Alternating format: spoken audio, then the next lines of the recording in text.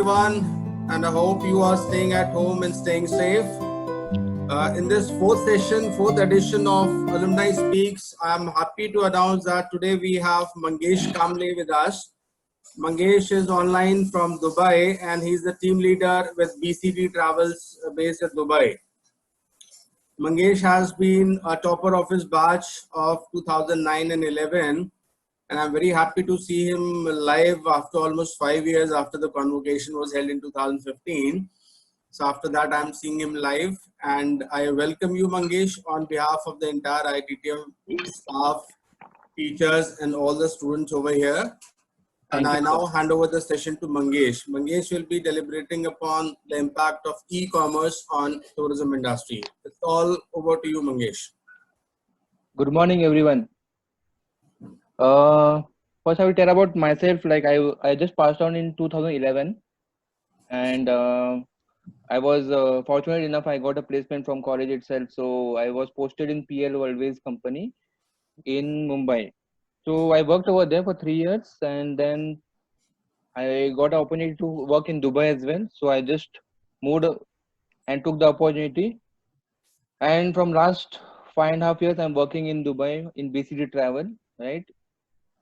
So in the meantime, also, I felt that need that I should have something of my own as well. So I had a travel venture also and an e-commerce venture also along with BCD.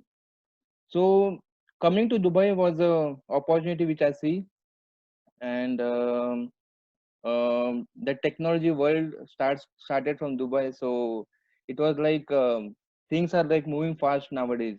So I felt that e-commerce as an industry is impacting a lot way in tourism.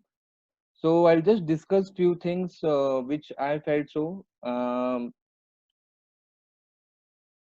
Right, first we'll understand the statistics of tourism, like how it's contributing to the GDP of the world and also in India. So it's almost like $8.9 trillion industry, which is contributing to the world GDP, and it has a share of 10.3% of global GDP, where it can has an opportunity to create 330 million jobs. Like, and also it has a visitor export of $1.7 trillion worldwide, right? And it contributes to 4.3% of the total investment globally. So if you see the Indian scenario, right, and it is almost like 6.8%, it's contributing to the total economy, and we can see a rise of 4.9% rise from 2018.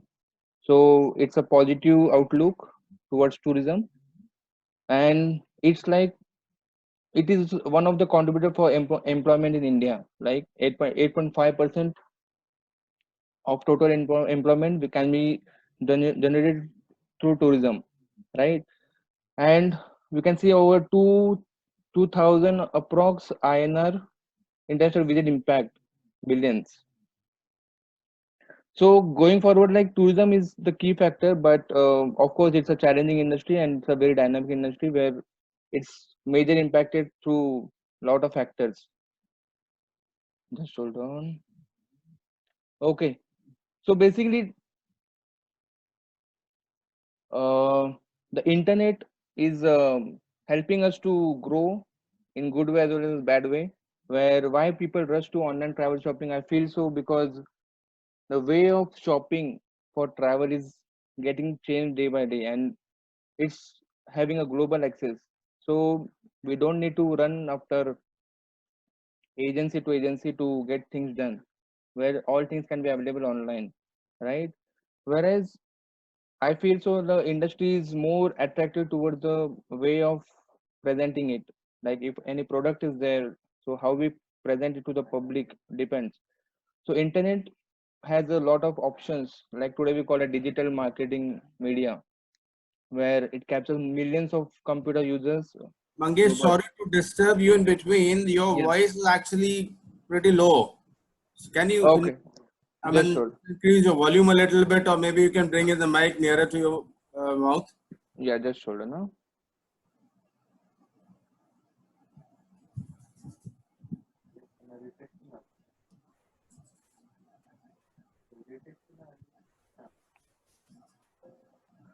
Okay, it's audible now. Yeah, better than before. Okay, okay. Right. So what I was speaking about is the way we present things through internet is much more easier nowadays because there are a lot of options available, right? And through internet, the financial prices, like what the cost happens for marketing or presenting the products and services, becomes easier because it has a lot of options where we don't have to put extra cost for that. So there are a lot of softwares happening. You can use Instagram, Facebook, Twitter to promote the products and services, which can increase the response of the customers as well.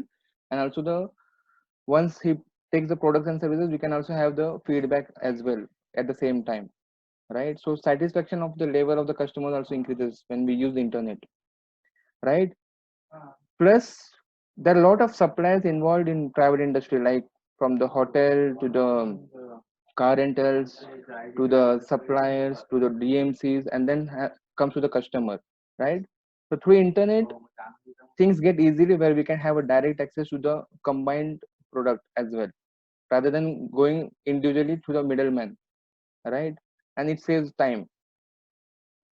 So what happens is that the traditional travel agents having the business model like working for fixed hours like 9 to 6 also has to change because the industry is getting 24/7, right? Just hold on. So there are a few components why the travelers leave the travel agents, right? First is the convenience factor.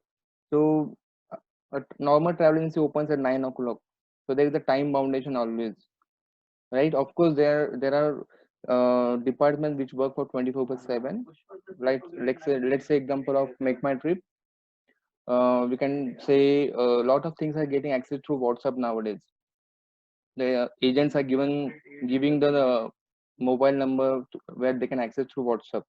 So that's one of the component which is changing nowadays. There are groups created, so it helps people to get connected and have access 24/7. But a normal agent doesn't have that, right? Second is the cheaper fare option. Always a consumer always looks for value for money. So at the same platform, I can access 3 4 websites altogether: Booking.com, Make My Trip, Yatra, or any other website, Expedia. But going from Thomas Cook, then to go to Cox and Kings, and go to several local agencies where to just find a cheaper fare, right? And as you know, any customer always has a R&D done, right? So and also becomes a glamorous industry because when we see a Facebook, when we access Facebook, we have a lot of shopping ads besides. That's called content marketing, where we just access, for example, Thomas Cook, and then we come back to Facebook. That same Thomas Cook ad reflects on Facebook. Technical glitches, your voice is gone. Okay, now it's coming.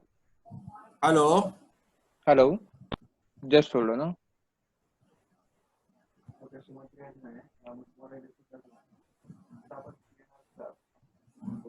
Just hold on, just hold on.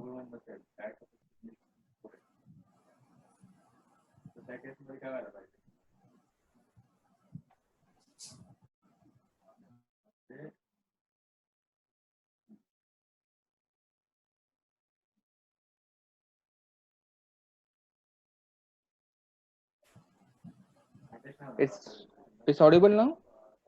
But very less of voice. Okay, now I guess it should be okay.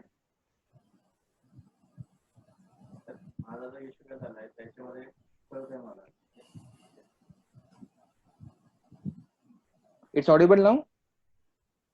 Yeah, better than before. Okay, okay. So just hold on. Right, and so I was talking about the glamorous content which happens online through a lot of networking websites like Facebook and WhatsApp, right? Whereas The image problem is always there between the agent, where we can see a low quality marketing tool as compared to a digital marketing tool online, right? And the major factor is the consumer or the customer. So getting track of the service what we have provided is easier as compared to a normal agency, where we can just connect back to WhatsApp or just connect back to the online technology to get back the feedback of the product and services what we have provided, right? And always internet has a curiosity, like if suppose I have taken a tour of maybe Dubai through online agency, so I if I share among my friends, the curiosity raises, right? So always online tools generate a curiosity among people, so it becomes easy to market the services and products. Hope I'm not fast, I'm okay, right? So what is the motivating factors where we tend to use the internet? So even at 24/7 access, I can use the products and services to book it. I just need a credit card and a good internet connection to just book the hotel or any other services, right? Though the information sometimes is not correct due to source of information, so it's always recommended to use a proper sites where a proper information is there, and it's always updated one. So internet has a tool where we have a official websites for maybe the country website, the hotel website, where we can book the services, right? Through internet, I can compare the fares, I compare the cost, I can compare the products and services and choose among the best. And suppose I have a new product launched or a new package launched, so reaching out to people becomes easy through internet. So I have a global reach. So once I post a update on Facebook, so whatever network of friends I have, I can they can see my content. So out of that, only 5 to 10% even buy it.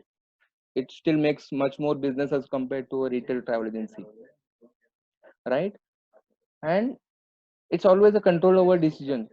Like suppose it's based on a testimonial what happens in private industry. So we have a control on that, and it's always a money driven industry of e-commerce. Just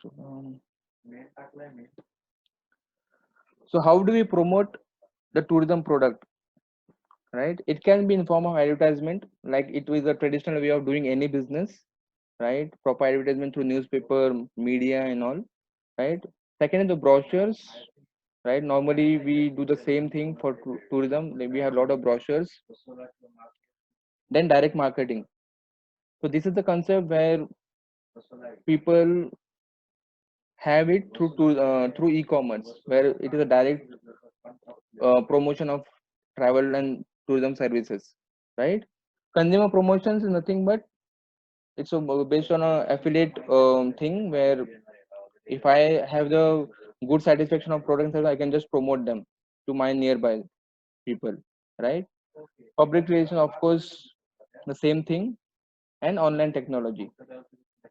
So these are the major ones where we can promote. Online technology helps us to get a lot of referrals, right? So moving to the next concept called the direct selling or direct marketing using e-commerce technology. Now, yesterday, Kartika had a session of the OYOs, right? Which I feel is a major, I can say it has a maximum hotel share of users because it's very easy to use. And what they do is that they don't have their own assets basically. Yes, of course, they investment is their later part, but what these people do is that they leverage other people's assets and time, and they help them to create time. Like suppose the Ola and Uber or Oyo owner, right? He doesn't have his own setup. He leverages other people's maybe a technology, maybe the time, the skill part, and the infrastructure. Ola doesn't have their own car rentals, the own car or own driver, and these 2 3 factors like Ola and Uber have created a massive setback for car rental departments, where I could tell one example where I was working with PL always. Now it's taken over by Yatra. We had a very good network of car suppliers in South India, right? But once this Ola and Uber concept came, everybody was okay to switch on because there is a lot of transparency. There is quick service. Then we have a proper knowledge of where it's routed through. Like for example, in Mumbai, when you go with a taxi, they will roam around a lot of places to just increase the bill. But Ola, Uber, we know how it is. Like using GPS and all, we can track how much kilometer is there and how much the bill will be generated. Second thing is that this all economic e-commerce giants are now having a corporate accounts. Like Oyo has a corporate account, Ola has a corporate account, right? Where it's very easy to um, track the usage of vehicles or usage of hotels, and it helps to uh, save money as well, right? So direct selling, basically this doesn't involve the middleman, and it's going to be a future where this is a major impact for creating of unemployment in India, right? Because when some middlemen are not there, the major part of the employment happens in the middleman only. But direct selling combined with e-commerce can create unemployment in future. But yes, there are challenges as well. I am not saying that they are perfect ones, but like you can say Oyo has a lot of setbacks with the customer satisfaction, right? Even though Airbnb as well, right? So as I can see the figures, it's going to be a $1 trillion industry in the next 5 years, right? And the commission part is increasing because what happens in direct selling is that they work on referrals or networking, where when I first used Ola or Uber service, I never seen an ad of them, whereas I got a link. Through that link I registered myself, but the one who referred me for this service got a 50 rupees coupon or voucher, right? And that's called direct marketing, where the consumer is involved in marketing of products and services, right? Just hold on.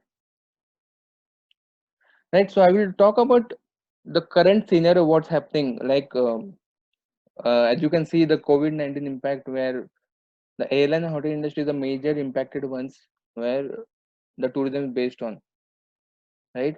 So going forward, it's not going to be easy as such, because even though airlines will start, like for example, now currently based in Dubai, but I can see there is a circular received today where they're trying to repatriate Indian citizens based in Gulf countries, but the fare is double the price.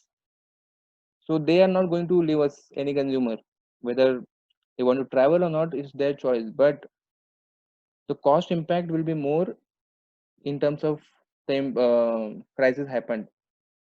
Whereas everyone will look up to doing things virtually rather than visiting places for business and all. Of course, tourism will take some time, like almost like year end it will take based on the figures, but it will be not a normal scenario. It will be a new normal one, where recently I was reading an article of Italy, where they're like promoting tourism again. Based on the vacation, they will be paid us free just to attract consumers. So that is the new normal, which will be like cost will be one of the scenario which will take place on the front point, where every single person will try to work on the cost part, right? So I can share you the figures later through.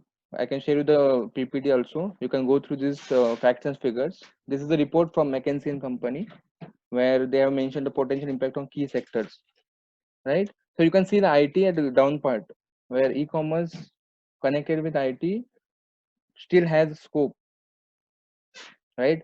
But nothing to demotivate, because of course tourism is a backbone, because though poor or rich, everyone will travel. So, but it will take some time.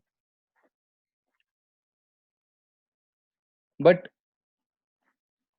currently the COVID-19 is a challenging time right now. But if you can see the 2008 recession which happened, you can see major e-commerce industries emerging, and today they are giants. You can see WhatsApp was started in 2009, Uber was started in 2009, right? Groupon, where you also get products and services of travel related services through Groupon, right? I've just mentioned few examples which can help tourism to grow. And if you can see the second image, where the potential winners and the potential losers, you can see the major impact is the tourism leisure, right? But it can create value when connected with e-commerce, because lot of things uh, are cost saving as compared to e-commerce. It saves time, multiple products and services online of travel, right? Reach out to the public is more and easy. It's transparent, right? Now, since there is a challenge of COVID, but there is opportunity for travel agents as well, as I feel so, right? First, for any business, for its customer is the backbone.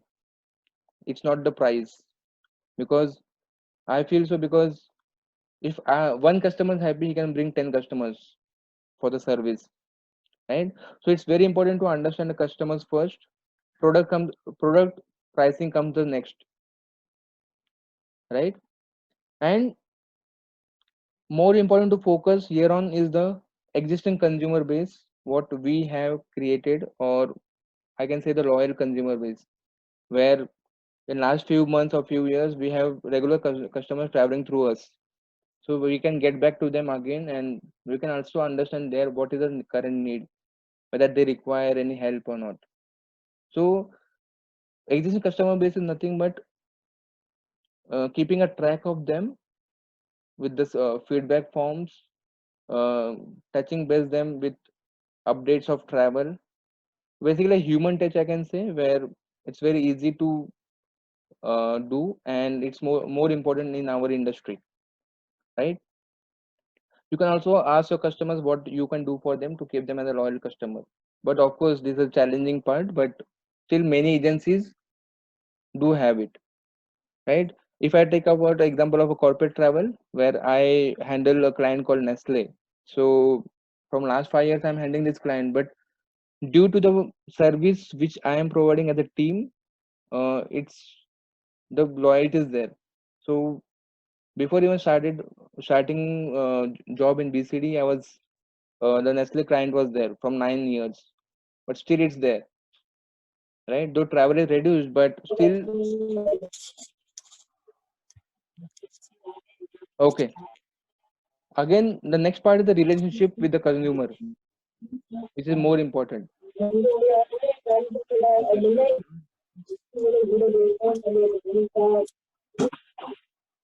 Again, we need to mute.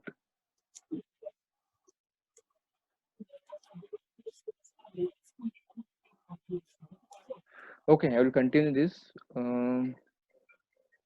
Okay, so the next point was what I was talking about, the human touch, which only can a travel agent can do it, not online portals, because reaching out to online portal in this crisis is very difficult, right?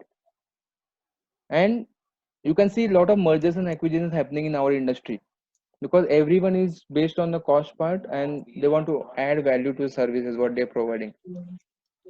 You can see the Ebix Cash as a company which is taking over a lot of companies in India now, right? Just because partnerships can help to build a business very stronger. Okay, and of course, travel agents can also find the niche services, right? Because human service is always superior to in non-human, because we say that technology cannot replace a human being as a feeling part, but Yes, of course, we need to find new customers using this, and also have to keep the same loyal customer with the existing ones, right? So what I feel the key mantra for today's scenario is we need to adapt to the situation, adjust it, and accommodate as much as possible, right? Because right now implementing new things as per the technology is much more needed, right? Second is the leveraging part. The leveraging is nothing but using other people's time, skills, and infrastructure, but not at this level where we can talk as a employee mindset. But what the big giants are doing, they're leveraging other people's time, other people's skills, and they're making their own time. That's called leveraging. Leveraging in our industry can be done through partnerships, where, for example, if my colleague Debagni is based in Delhi, I can take help of her in providing travel and tourism services in Delhi, where I have a trust on her, and every business or transaction happens with trust and loyalty. So I know she can handle that consumer. I cannot let that consumer down, right? So it's like me coming there in Delhi and handling the group. I can help or take time of Debagni as example to handle the client, right? Third thing is the knowledge part. So today's the like for lockdown, we have two choices: either to just stay at home and enjoy the time, or we can enhance our knowledge through product trainings, webinar. Lot of webinars are happening thanks to IDDM, where they're sending lot of webinars related to different places where we can increase the knowledge, right? So this is the best time where we can do the maximum, because once it becomes normal, then we will be having a lot of work, but that time we cannot focus on the knowledge part. So today is the time where I feel we can utilize this in a better way, right? Now coming to centric versus process centric, right? You can always see that skills are always replaceable, but a process cannot be replacing. For example, the Ola and Uber process is the same for all parts of the world. It's not like India there is a different concept, but because they work on a process, that's why they are standing strong. But thinking on the current travel companies, there is no as such a proper process where design like everyone follows the same. Everyone, this is based on a skill part, like like uh, doing things in a creative way. Yes, of course it will help, but not in the longer term. And that's why you can see a lot of companies do mergers and acquisitions, because they fall in part of a process, right? So process is nothing but you are a part of a system, where system is in place, whether you are there or not there doesn't matter, still the process is there, right? You can go to McDonald's, you can go to Starbucks, you can see the same setup, same type of coffee, and same taste. But what happens in a travel agency? Everybody has their own uh, thought process of doing things, and which is majorly based on a skill part. Of course, uh, here we can create more business in skill part as well. I'm not telling that, but um, major successful setups are based on a process centric model. So I feel that connecting to a process and getting things done is the mantra for today's challenging days, right? Now, of course, be positive, because nothing is in our control as of now. So we can only focus on things which are under my control, right? And for this, COVID-19 is an opportunity where it's all about individual choice what to do with this challenge. So either keep cribbling about the challenge, or create opportunity, learn new things, and move forward, right? One nice line which I like always is, if I want something which I never had, so I need to do something which I have never done. So this is the only mantra where we can only enhance our skills and knowledge, and try to do something unique which will help to grow. A concept like Uber and Ola, Oyos just had a vision which they are having, but even I have a vision, but I need to find that. So before finding something, I should know what I need to have it, right? So almost I've done with the session.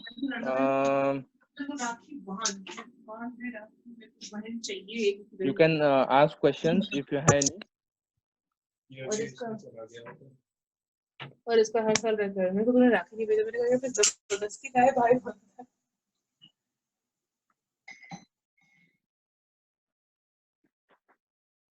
Hello.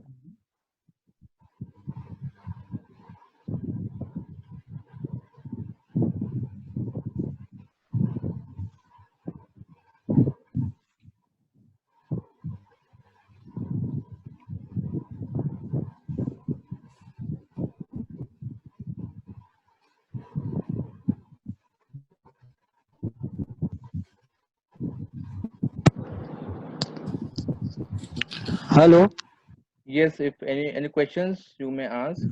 Mangesh. Haji. Can you hear me? Yes, I can hear you, sir. Okay, Mangesh. Thank you very much. Now over to audience. If you have any questions, you can ask.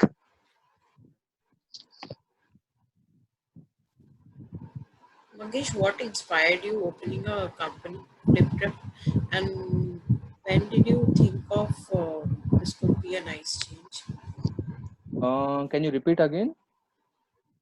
When did you have this thought that you have to have your own company? Like, what inspired you?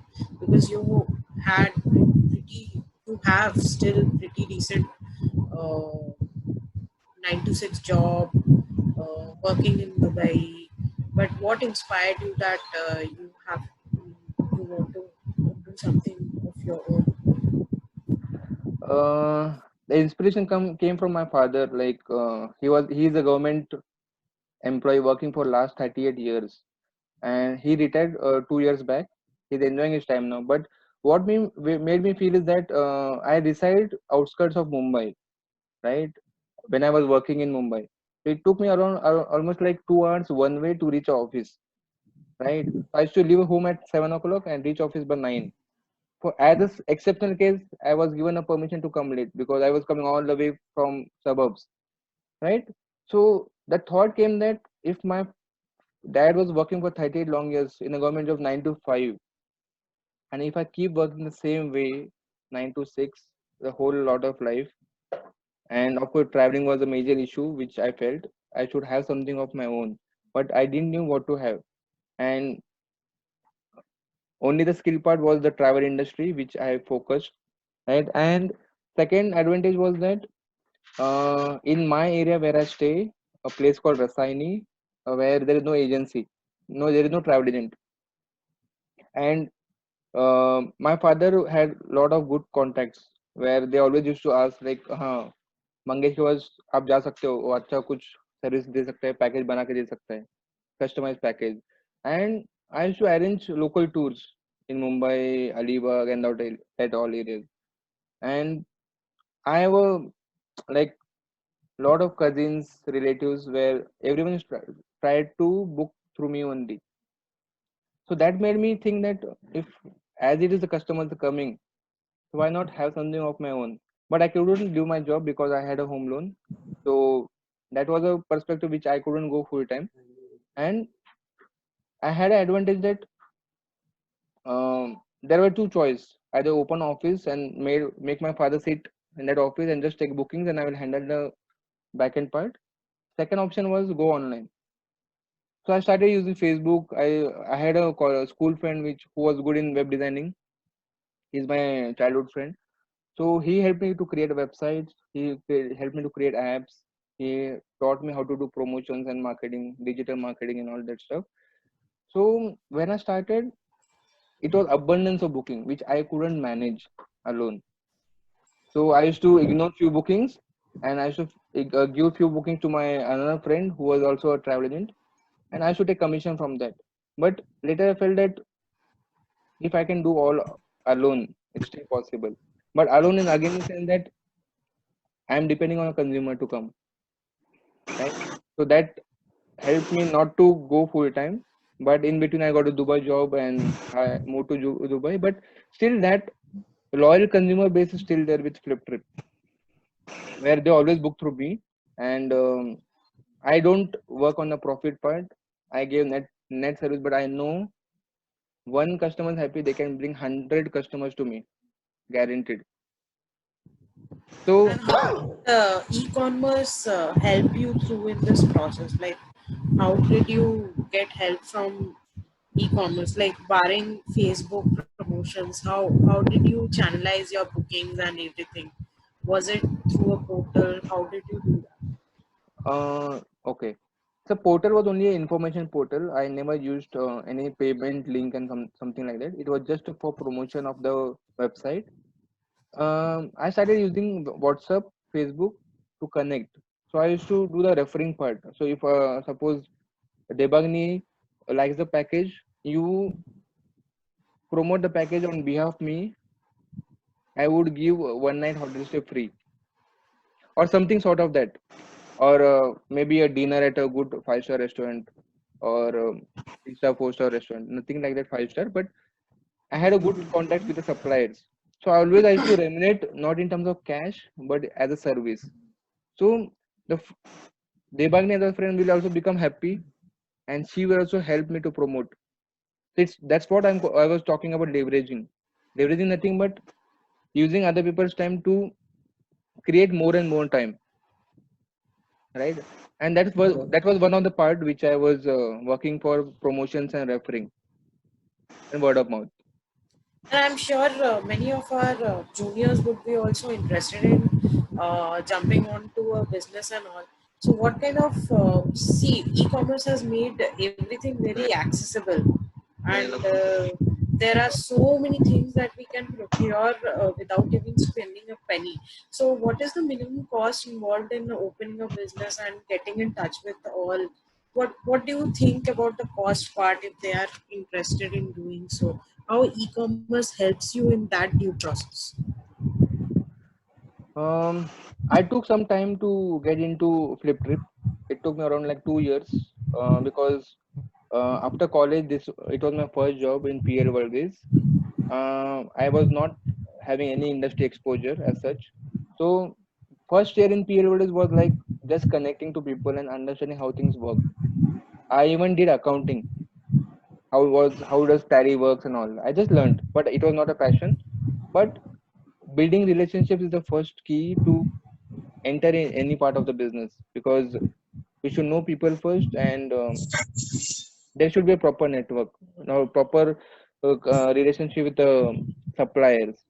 It's not about just asking when we need, but it's about connecting people first without any agenda. So once that um, base is good, then there are high chance of entering into what we think of. But yes, of course, there is a low investment. There is not much investment as such. Just to create a website doesn't take much. It can be 5,000 approx minimum level.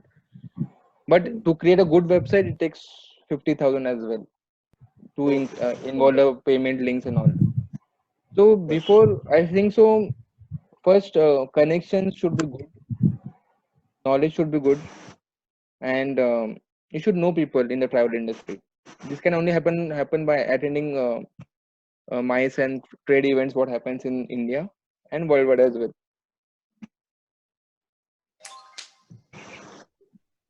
I hope it answers.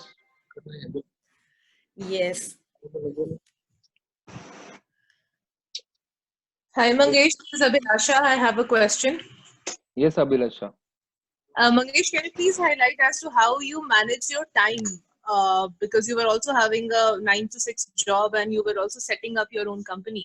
So was there any difficulty in time management, or like you can just highlight how did you manage your time, because that's a major thing in your scenario.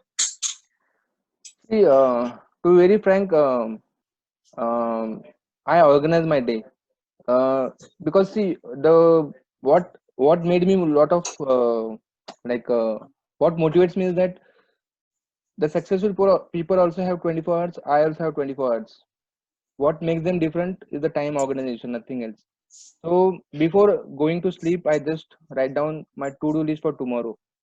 And this was a habit which my father taught me. And time, of course, 9 to 6 will be a rat race for life.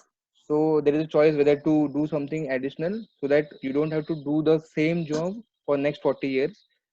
Yes, of course, time was a challenge, and there was a lot of criticism from my family as well that I never used to give time to them. But today, I have a lot of time because, of course, income is getting generated through job as well as the business which I am into. But initially, since we are youngsters, not much age, you can still sleep for 4 to 5 hours. I feel so. It's different person to person, but 4 to 5 hours sleep is okay for me. And 9 to 6, I go 8:30. I leave my home. 9 o'clock I reach office. 6:30 I'm back at home.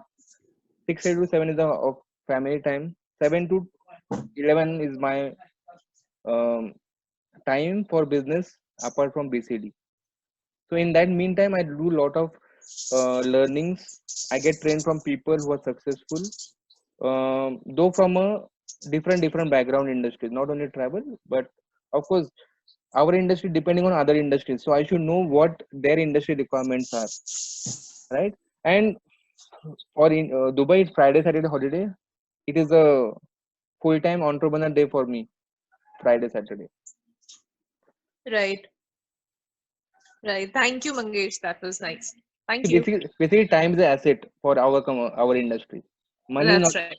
Yeah. Absolutely. Thank you. I guess only my batchmates have questions, huh?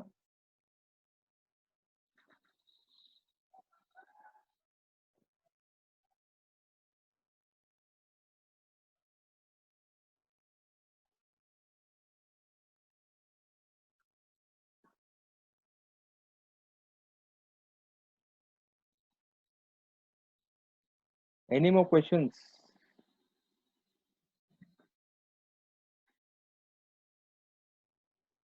Hello. Yes. Hi, sir. Sir, my question is, how is business or tourism industry different in India as compared to Dubai? Because you have worked at both the places. Um, Dubai, here it is more technologized in the sense there are a lot of softwares where initially when I entered Dubai 2014, um, I was handling the client, still I'm handling the same client Nestle, where we had a team of 14 people, right? And it's a huge client for basically we are handling the Asia, Africa part, also the Europe part. So three continents altogether, we are handling. There are a lot of consumers. We almost have 300 every day average bookings, right? So it was all manual initially, but there are a lot of softwares which we have introduced now. We can say a Concord tool, which is a readily used app all over the world, where Conquer is connected with SAP, a client, right? It has a expense module as well as a travel module. So in that travel module, they generate the whole booking themselves. So my work is halfly done. So once they create their own bookings, they have that inventories connect to that Conquer software, right? So major three parts: hotel, car, and flights are taken care by them only. So once they select the entire components like whatever they require. So for Dubai to London, they they select the flights they want, they select the hotels they want, and every negotiated rate or the market rate is uploaded on the Concur profile. So they select accordingly. They have to give the reason why they are selecting this flight, just to maintain the savings part. It's not about like just travel business class where no one is looking, but we have to mention a reason where why they are selecting this particular flight or particular hotel, right? So once they select everything, it goes to a approval process of the respective company. Once the approval happens, that same booking reflects in our systems. For example, I use a Sabre system here. It reflects as a booking, PNR done fully, but the ticket is not issued. So my role is to just do a quality check. So things are getting 80% things are done by them. 20% I'm just doing the quality check. But earlier when I started the job in 2014, it was a manual process where I should give them 3 options, then they used to raise a LPO or PO process, and that's how it was on mail. But now from 14 teammates, it has become only 2 teammates. So me and my reporting boss are the only people handling Nestle. So you can imagine a 14 count coming to 2 only because of technology. But of course, India is also, I can see BCD people connecting to a lot of softwares nowadays in India. So things are changing drastically, but I can say softwares are replacing human beings in Middle East at least. So there's a, and here in Middle East it's like a vast culture. Like it's not only Indians working, it's like mostly Europeans working. So you know how Europeans are, like we call them Gora log, right? That they have an edge on Indians. So we, as a Indian, I only can fight back in terms of skills and knowledge, right? So it's a lot of competition. Either perform or perish is the agenda of BCD. So you work or you don't work. The it's a strict atmosphere here. It's not like there is a punch in punch out proper time. 10 minutes late, half salary deducted. So it's a MNC where discipline is discipline, and that's how the culture is.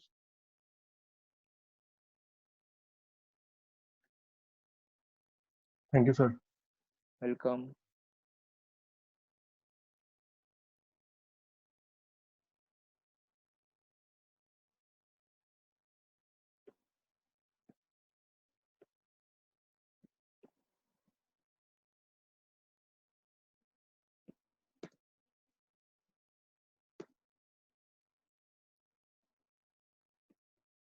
Any more questions?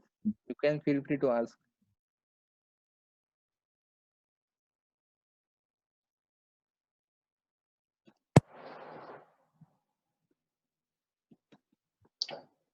Hello. Yes, Lama sir. Hello. Ha, Yes, sir. Mangesh, thank you. Thank you very much for coming and sharing your PPT and a great experience. And it was very nice to see you. Thank you, sir. My And pleasure. thank you. Thank you very much. Thank you, audience. Thank you Bye. so much. Bye bye. Take care. Thank Okay. you. Bye. Bye bye.